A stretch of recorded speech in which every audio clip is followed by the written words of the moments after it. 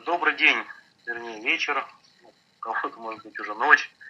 Уважаемые коллеги, меня зовут Илья Андреевич Федотов, я занимаюсь обществом психиатров, именно молодежной секции.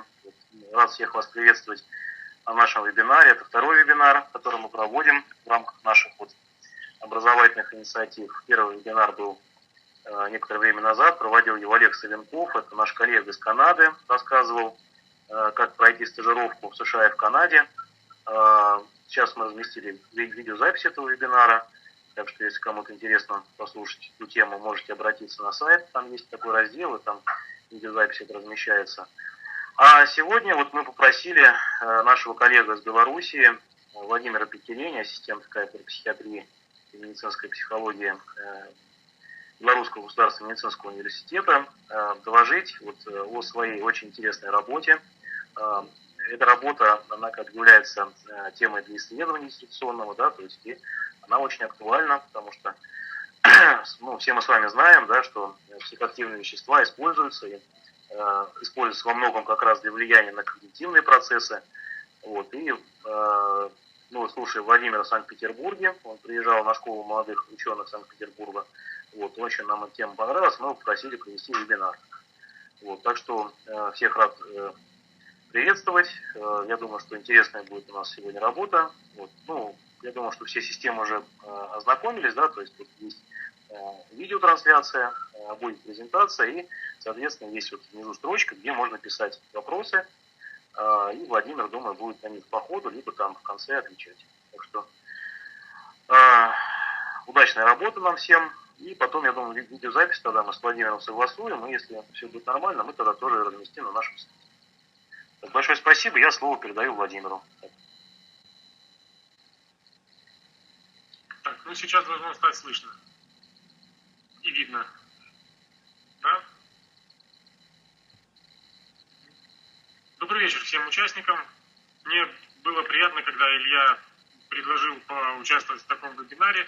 Это будет мой первый опыт ведения вебинара, поэтому если я буду говорить, может, слишком быстро или, наоборот, слишком медленно, или что-то непонятно, то вы сразу же пишите, я буду как-то пытаться исправиться. Если вопросы будут возникать, я думаю, что можно их сразу же писать, и я буду стараться по ходу рассказа о когнитивных последствиях употребления психоактивных веществ, буду пытаться сразу же на них отвечать. Сейчас я тогда начну, наверное, запись. И, наверное, напишите, все ли слышат меня, чтобы получить какую-то обратную связь, чтобы знать, что ни у кого проблем нету с доступом к звуку.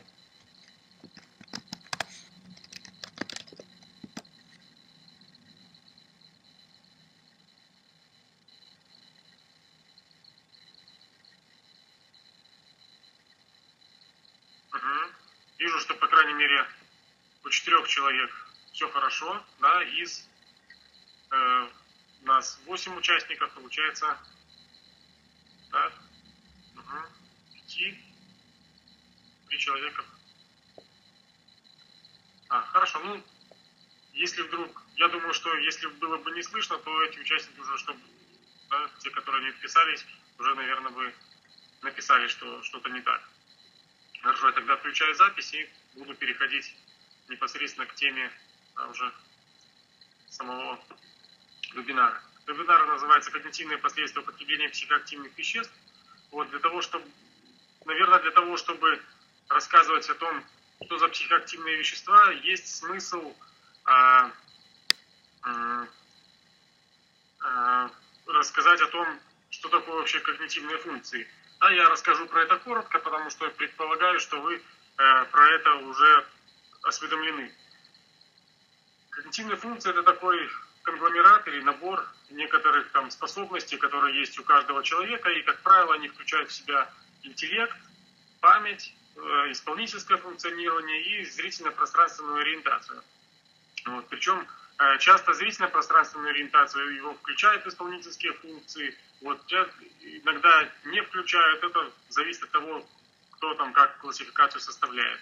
Интеллект, что такое, в общем-то, вы тоже, наверное, все хорошо знаете, это способности человека к тому, чтобы перерабатывать информацию, ее усваивать, да, и на основе этого составлять какие-либо планы в дальнейшем. Что-то у меня не получается на следующий слайд переключиться. Почему-то система подтормаживает. Вот.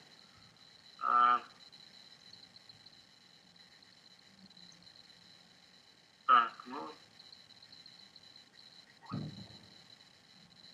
Так, сейчас я запись отключу. Угу.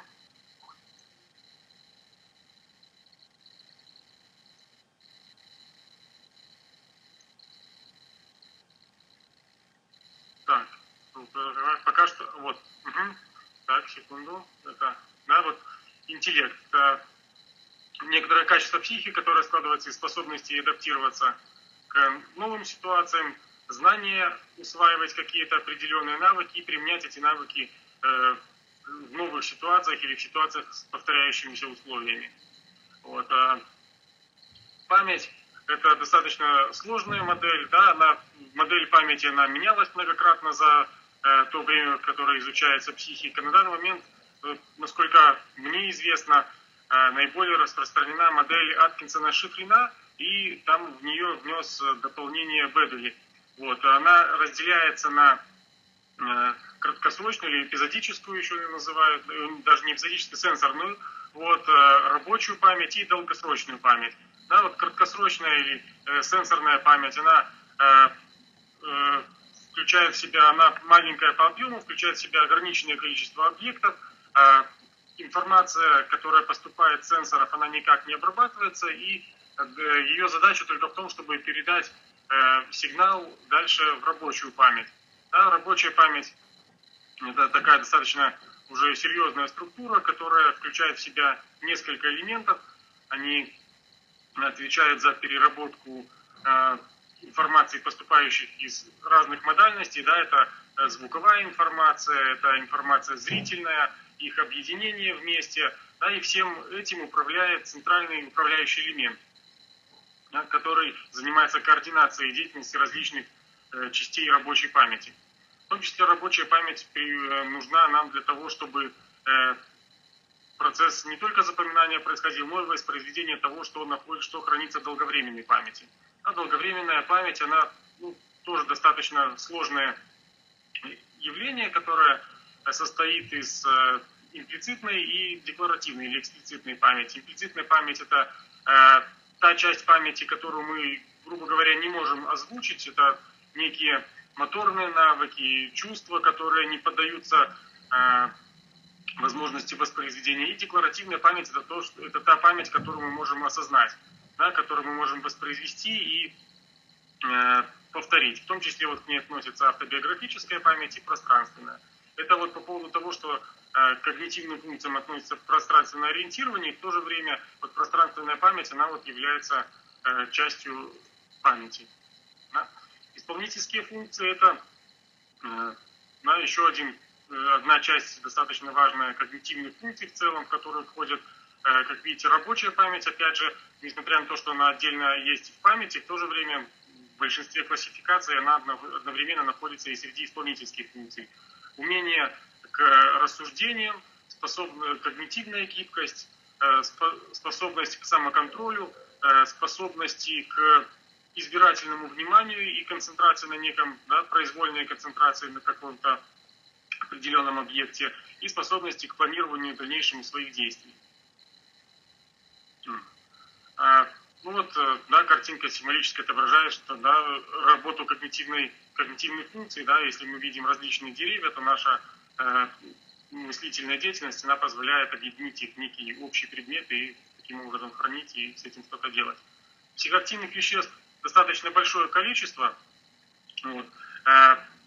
Я выбрал 3 таких, на мой взгляд, наиболее важных для нашего региона психоактивных вещества, про которые дальше буду рассказывать. Это алкоголь, психостимуляторы и опиоиды.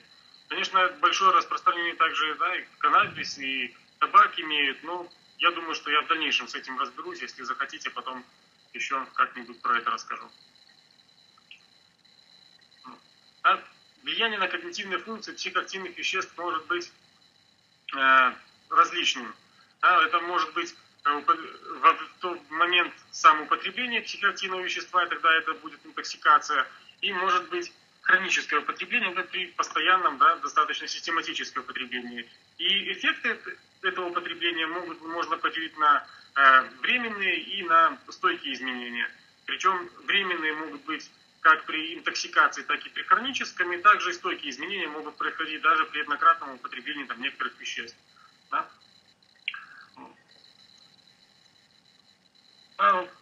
Первое вещество, оно наиболее актуально, самое распространенное, одно из самых распространенных в мире, это, конечно же, алкоголь. Алкоголь действует на когнитивные функции. То, что он действует на когнитивные функции, тут сомнений не вызывает. Его действие можно условно поделить на действие непосредственно самого этанола и на действие его активного метаболита ацетальдегида.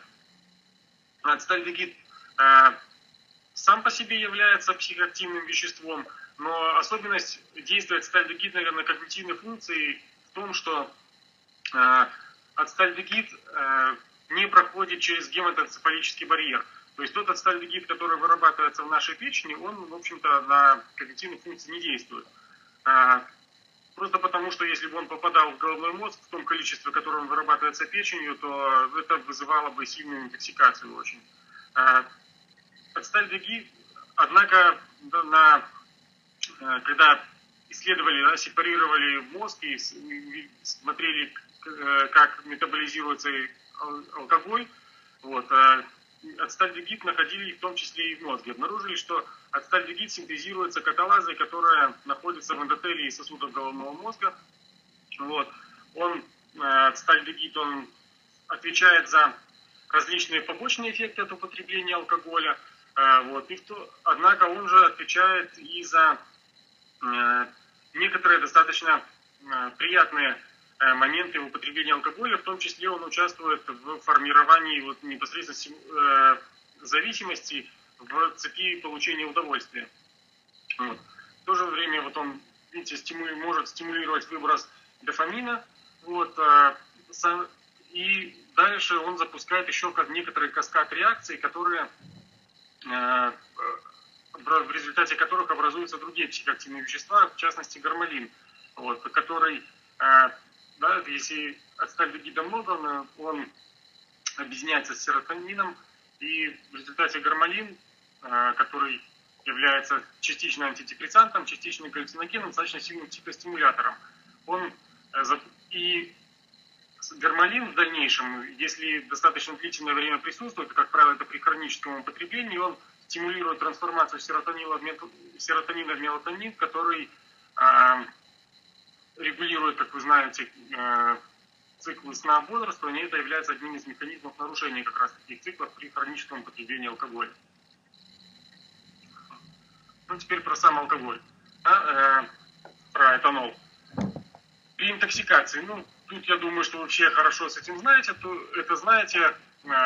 когнитивные функции меняются в зависимости от степени употребления алкоголя, там бывает легкое, среднее, тяжелое, при легкой степени опьянения снижается концентрация внимания, уменьшаются возможности к самоконтролю, увеличивается говорливость, общительность. Это связано с тем, что седативное действие алкоголя проявляется в первую очередь на ретикулярной формации, потом уже на коре головного мозга. Поэтому первые действия алкоголя, они такие растормаживающие.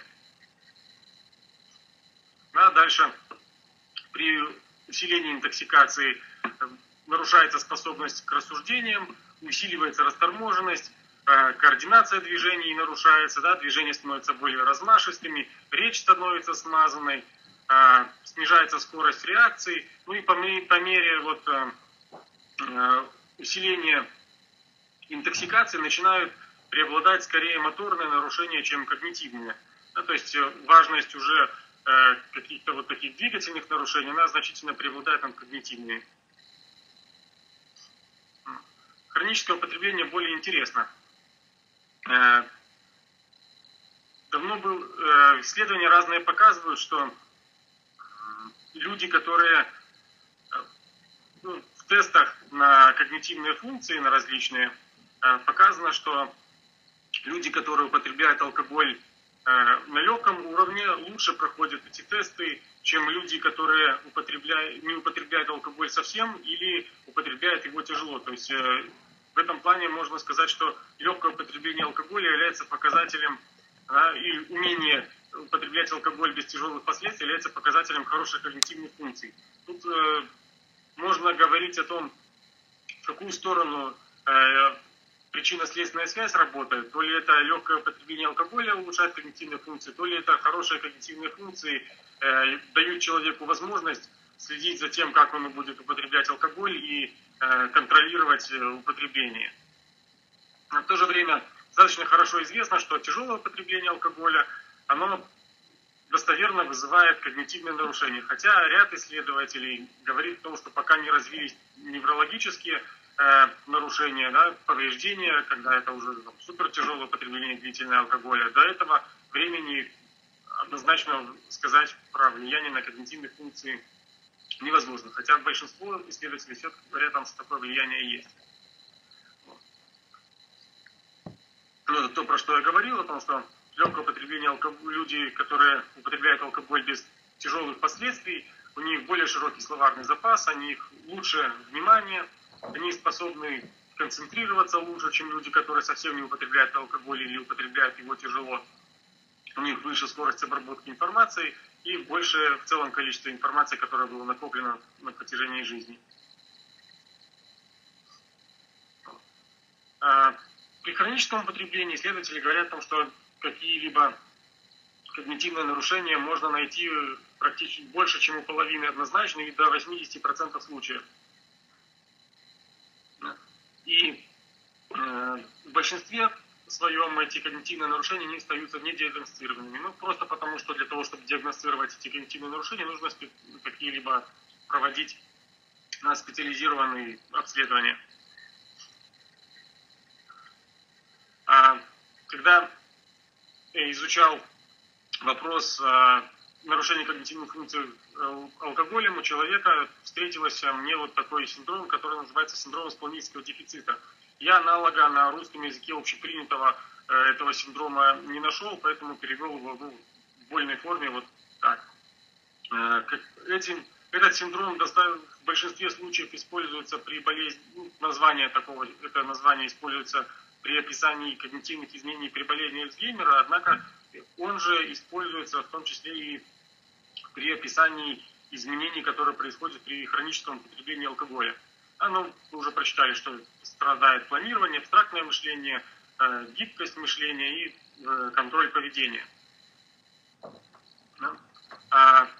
Сейчас на слайд назад. Все изменения, весь этот синдром можно разделить на 3 части. Это поведенческие нарушения при синдроме исполнительского дефицита, нарушения эмоциональной сферы и, собственно, нарушение мыслительных процессов. Так вот, эмоциональные нарушения, они проявляются в том, что человеку трудно контролировать свои эмоции, потому что даже не столько контролировать, сколько подавлять.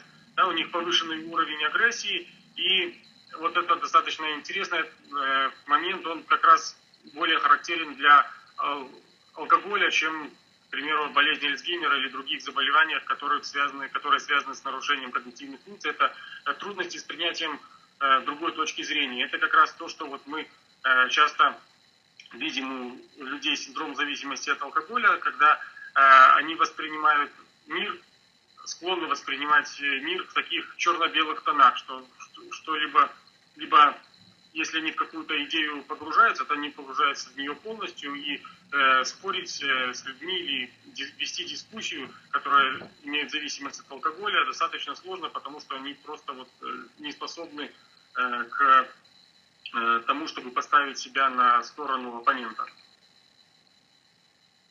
Поведенческие нарушения – это ослабленный контроль за импульсивным поведением. В общем-то, это хорошо видно, когда сами же пациенты зависимые испытывают компульсивную тягу к алкоголю, когда они вроде бы как бы и не планируют употреблять, но идут куда-нибудь домой, и увидев по пути, встретив или друзей, или бар, да, и резко возникающее желание употребить их, они его не могут контролировать и следуют за этим желанием. Эгоцентричность, повышенное упрямство.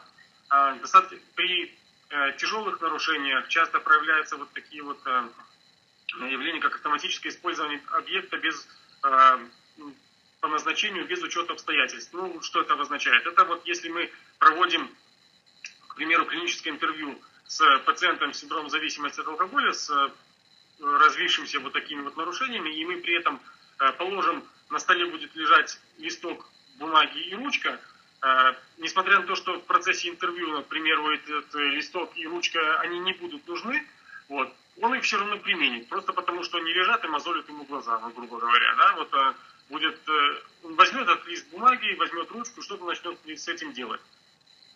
Вот это вот характерные поведенческие нарушения.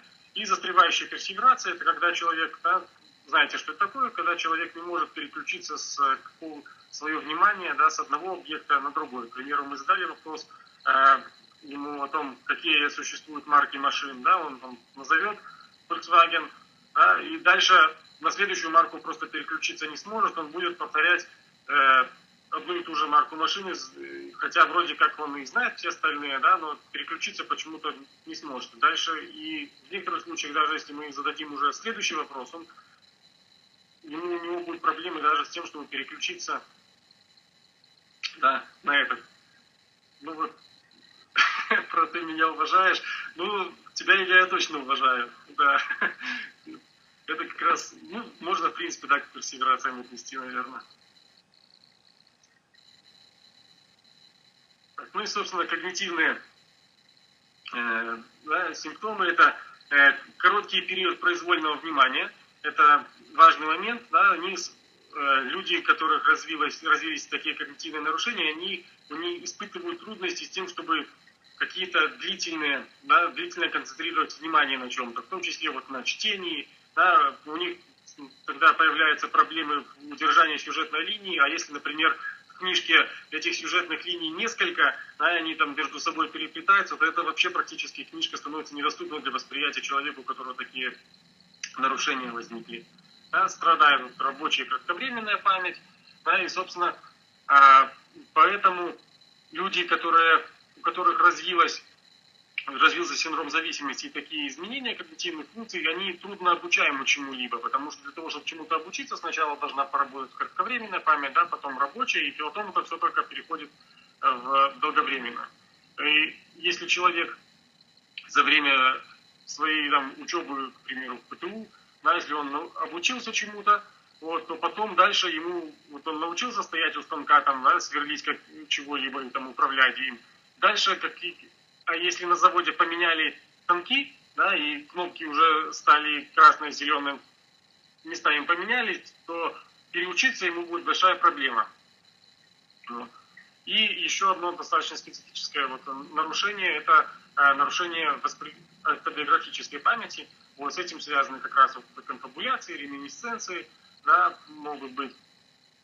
Также с этим, когда не сильные нарушения, да, когда еще нету таких вот явно выраженных пробелов в памяти, таким образом может проявляться и отрицание зависимости. То есть не потому, что не только это можно объяснить срабатыванием механизмов защиты психологической, да, когда человек не желает себя признавать, но в том числе и нарушениями автобиографической памяти. И тут в этом плане можно даже частично как-то оправдать этих людей, потому что, да, сказать, что не только не потому, что они не хотят признавать свою зависимость, а потому, что у них есть, вероятно, развились некоторые когнитивные нарушения. Да. Угу. Ну вот Ихара, который исследовал когнитивные нарушения, и один из тех, кто описал синдром исполнительского дефицита, он разделил людей с синдромом зависимости от алкоголя на 4 группы. На тех, у кого когнитивных нарушений нет, на тех, у кого есть нарушения только исполнительские функции, это функции, за которые отвечают лобные доли, да, они быстрее всего страдают. Так? Исполнительский дефицит при этом с нарушениями памяти, но общее функционирование не страдает, да, и такой уже глобальный дефицит когнитивный, когда страдает в том числе и функционирование обычного. Ну вот некоторые особенности, да, кроме тех, что я называл, особенности течения когнитивных нарушений при алкоголизме. Это вот такое расстройство да,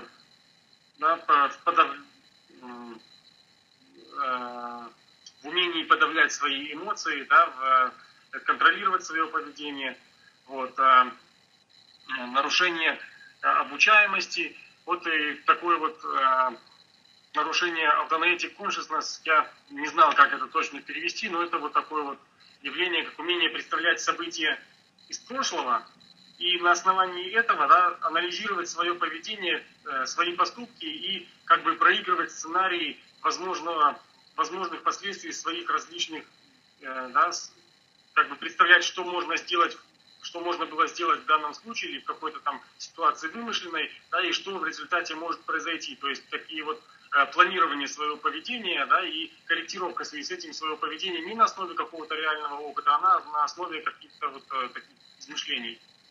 Вот, так вот это вот умение, оно страдает, да, то есть люди с синдромом зависимости часто могут обучаться не на просто каких-то там чужих ошибках, да, исключительно на своих. Вот.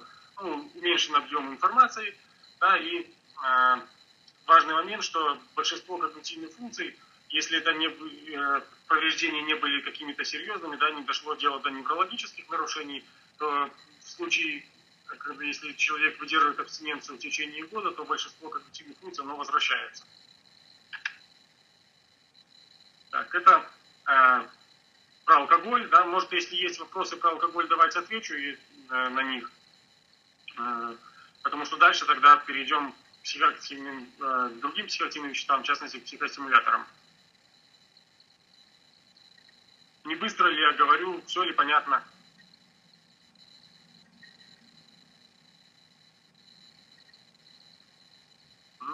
Ну, раз... так, ага, ну, вижу, раз я написал, что все хорошо, тогда я могу спокойно к следующему переходить, да, к психостимуляторам.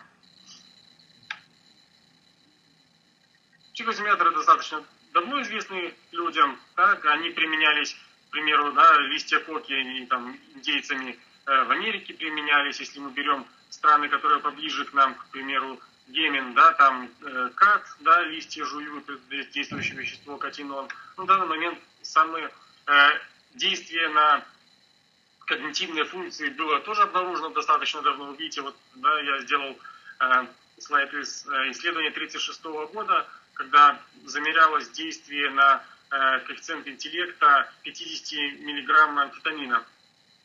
Вот, в общем-то, заметно, что дает прирост практически там, да, 15 баллов IQ. Выбрал 3 наиболее популярных во всем мире психостимуляторов. Это амфетамины, кокаин и метилфенидат. Амфетамины – это группа препаратов, механизм действия которой основан на прямом стимулировании выброса нейромедиаторов и в том числе на блокаде обратного захвата. Основными мишенями являются дофаминовые рецепторы и альфа-2 адренорецепторы, которые в префронтальной коре расположены. Вот они как раз влияют на рабочую память, на эпизодическую, на возможности к вниманию и контроль за поведением. Видно, что вот таким вот образом на моноамины влияет, и стимулируется выброс дофамина в синаптическую щель прямым образом, и в том числе стимулируется блокада обратного захвата. Да? Это вот, к примеру, к кокаину относится. Да? Вот он блокирует дофамин. Вот, ну, кроме дофамина он блокирует другие нейромедиаторы. Да? И их блокада, она вот в такой вот степени. Да? Дофамин в количестве 3 наибольшим образом блокирует норадреналина, увеличивает концентрацию, и несколько меньше изменяет концентрацию серотонина. При этом серотонин влияет не только на оказывает не столько привычные нам действия, как, например, у антидепрессантов, да, успокаивающие, улучшающие настроение, сколько здесь он может оказывать негативные действия, потому что при назначении антидепрессантов, да, эффект, мы знаем, развивается достаточно длительно. Здесь, когда концентрация нарастает быстро, соответственно, и чаще побочные эффекты в виде вот тошноты, тревоги, возбуждение у человека возникает, в том числе могут судороги возникать при значительной дозе. Почему я выбрал еще метилфенидат? Потому что одно из самых распространенных на Западе веществ, которые используются, как правило, у людей с уже достаточно высоким интеллектом, это такой вот наиболее, наверное, часто употребляемый наркотик в академической среде, который используется для улучшения подготовки в всяких стрессовых ситуациях, например, там экзамены. Интоксикация, да, в зависимости, эффект психостимуляторов проявляется в зависимости от того, какая доза психостимуляторов была получена. Если мы берем терапевтическую дозу, то в большинстве случаев, вот, к примеру, относительно амфетамина это 30-50 мг, то у большинства пациентов когнитивные функции улучшаются, особенно если эти когнитивные функции были изначально снижены. И, в общем-то, это давно доказано и показано, и это является базой применения стимуляторов у детей с синдромом дефицита внимания с гиперактивностью. Вот, тут пришло подрастающее поколение мое, поэтому еще возможно дополнительное звуковое сопровождение вебинара. Да? Ну вот, да, значительная часть исследователей говорят о том, что когнитивные функции при употреблении терапевтических доз или незначительных доз психостимуляторов, они способны улучшаться.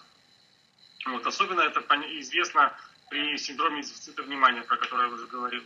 В то же время большая достаточно часть исследований, такой паритет в этом плане существует, говорят о том, что объективных данных о том, что когнитивные функции могут улучшаться при употреблении психостимуляторов, нету. И да, говорят о том, что, возможно, если когнитивные функции снижены, то психостимуляторы помогают, но в том случае, если когнитивные функции находятся в норме, то говорить о повышении этих функций психостимуляторами достаточно сложно. Одна из теорий, почему так происходит, откуда этот паритет, говорит о том, что все это из-за того, что люди имеют достаточно большую разницу в активности дофаминовых рецепторов в головном мозге. То есть большая вариабельность в целом в популяции. И у тех, у кого дофаминергическая активность и так высокая, на тех психостимуляторы оказывают негативные действия. А вот тех же, у кого снижена дофаминергическая активность, у них показатели интеллекта и показатели когнитивных функций в целом, они улучшаются. Дальше, при превышении обычного действия психостимуляторов, обычные дозы в виде 50 мг постепенно начинают нарастать различные негативные эффекты в виде увеличения двигательной активности, расторможенности, может эйфория в том числе развиваться с таким сильным ускорением. В общем-то, то, что мы можем видеть при маниакальном синдроме. Дальше могут развиваться галлюцинации, в том числе до комы и циркуляторного коллапса. Вот сейчас ко мне тут дочка пришла, будет, которой 1,5 года будет помогать рассказывать.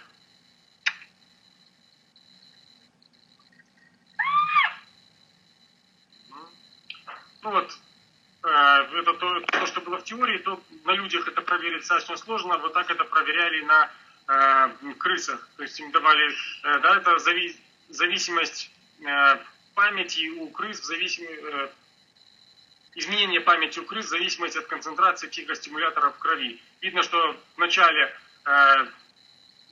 память улучшается, но в дальнейшем она достаточно быстро ухудшается, причем становится хуже, чем была исходная.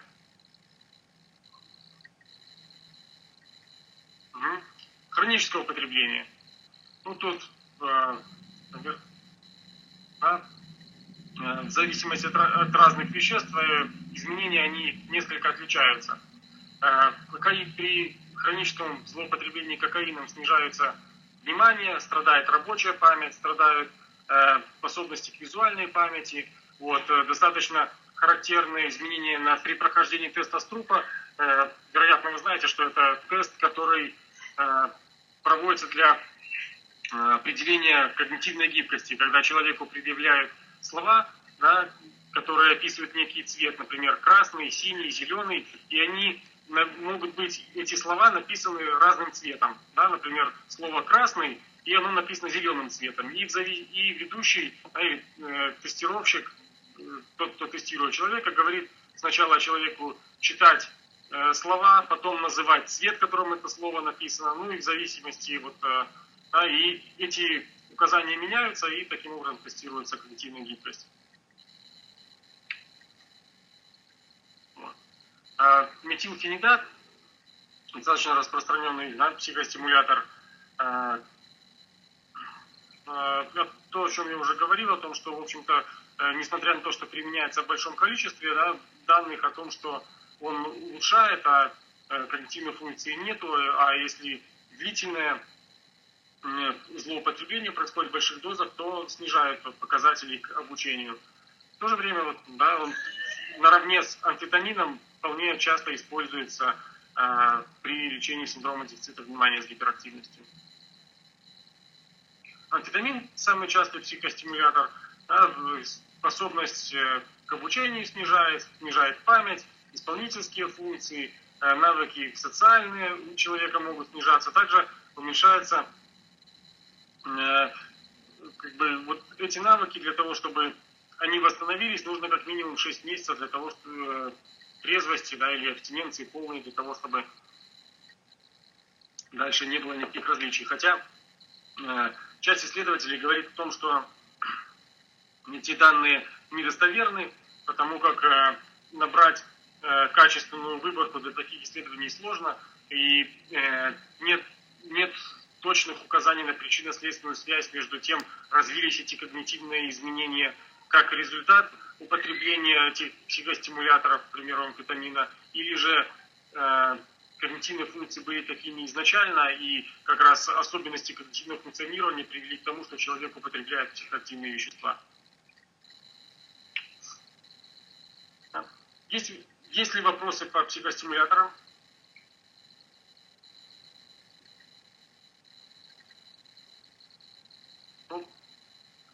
Если будут вопросы, то задавайте, я тогда дальше перейду к заключительной части, к опиоидам. Опиоиды прямым образом на когнитивную функцию не влияют, их действие реализуется через некий каскад, они сначала действуют. Сейчас, так, ну-ка, статья, в которой...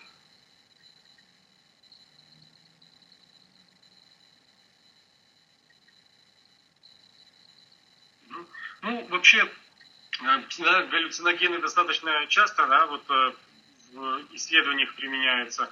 И псилоцибин, и ЛСД относительно недавно, большое исследование было в Англии, на роль такого психоактивного вещества, которое способствует лечению от депрессии, и в том числе от некоторых зависимостей. Ипогаин, претендует, такое в Африке растение, которое содержит ипогаин, действующее вещество. Сказать достоверно о том, можем ли мы его использовать или нет, наверное, я пока не могу. Наверное, какие-то возможности есть, но проблема, насколько мне видится, здесь есть проблема в том, что галлюциногены действуют на людей достаточно вариабельно, то есть предсказать, как подействует на данного конкретного человека вещество сложно, и в связи с этим тяжело прогнозировать, как будет дальше происходить действие, как будет развиваться эффект. Поэтому одним, на мой взгляд, из критериев эффективности лекарств является предсказуемость его эффекта. В этом случае, в случае галлюциногена, в том числе и псилоцибина, в этом месте у него есть слабость. Тем более, что псилоцибина маленькое терапевтическое окно, даже по сравнению с ЛСД. У него там в районе 50, по-моему, да, раз надо превысить действующую дозу и получим ЛД-50, да, летальную дозу. Если, к примеру, у ЛСД, там ЛД-50 приблизительно 1000-2000 раз можно превышать действующую дозу, и при этом мы не достигнем летальной. Ответил на ваш вопрос, Евгений?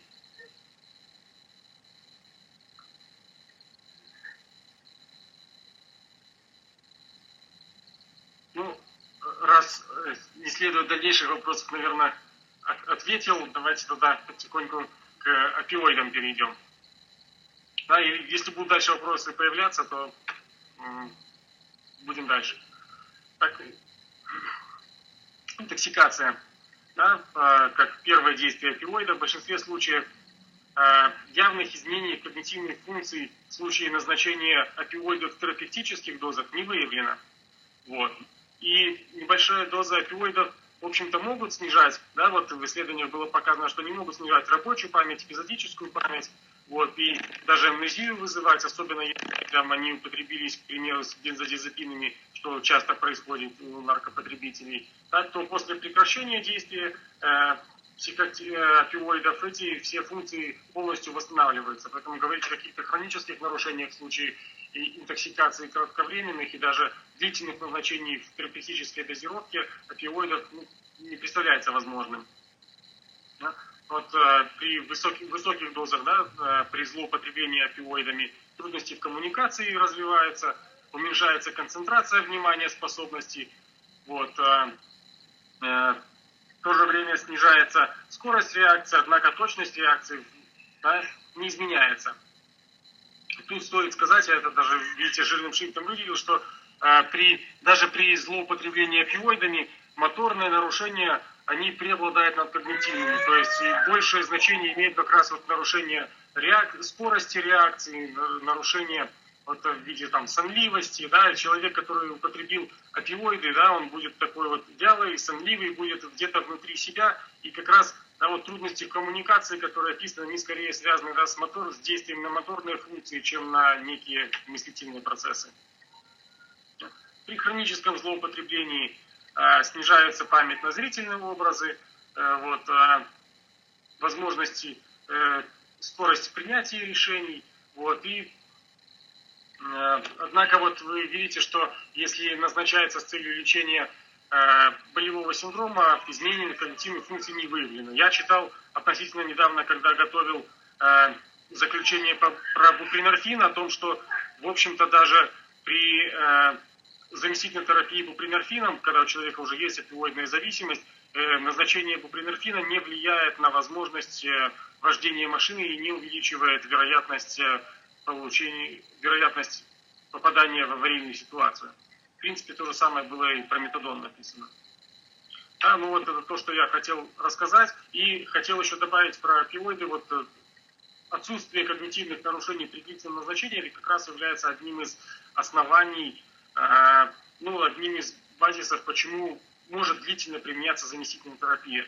Да, потому что при правильно подобранной терапевтической дозе мы, в отличие, например, от алкоголя, того же психостимуляторов, когда хроническое употребление достаточно объективно вызывает когнитивные нарушения, то хроническое постоянное применение опиоидов, да, таким фатальным влиянием не обладает.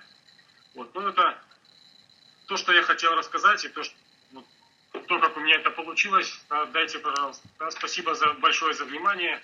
Мне было приятно, что люди, которые